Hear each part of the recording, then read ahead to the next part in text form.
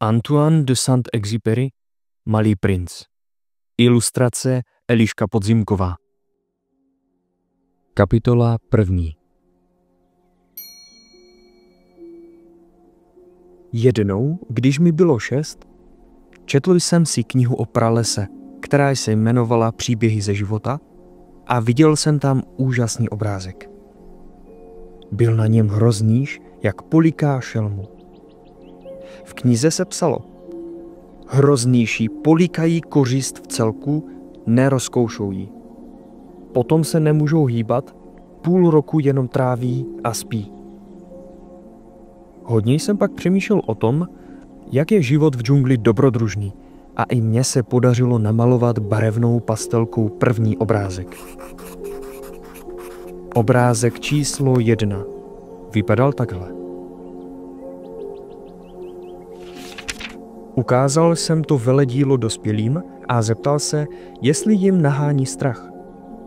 Odpovídali mi, proč by měl klobouk nahánět strach.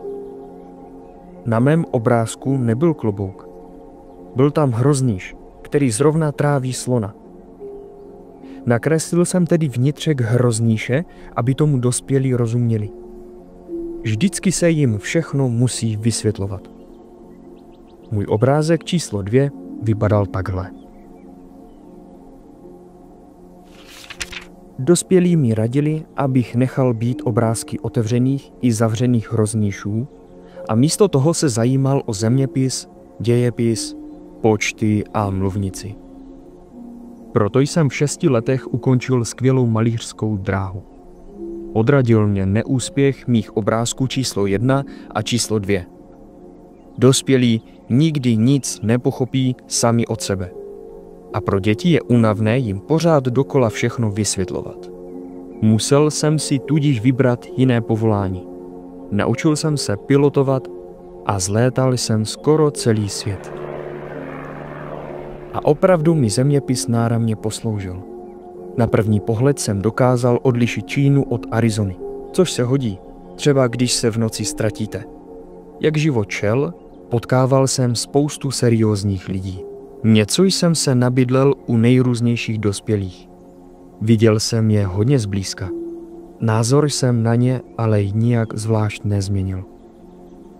Když jsem se setkal s někým, kdo mi připadal v celku při smyslech, vyzkoušel jsem na něm obrázek číslo 1, který jsem nosil pořád u sebe. Chtěl jsem vědět, jestli je ten dospělý opravdu tak chápavý. Jenže vždycky odpovídali stejně. To je klobouk. A tak jsem jim už nevykládal ani o hrozníších, ani o pralesech, ani o hvězdách. Přizpůsobil jsem se jim.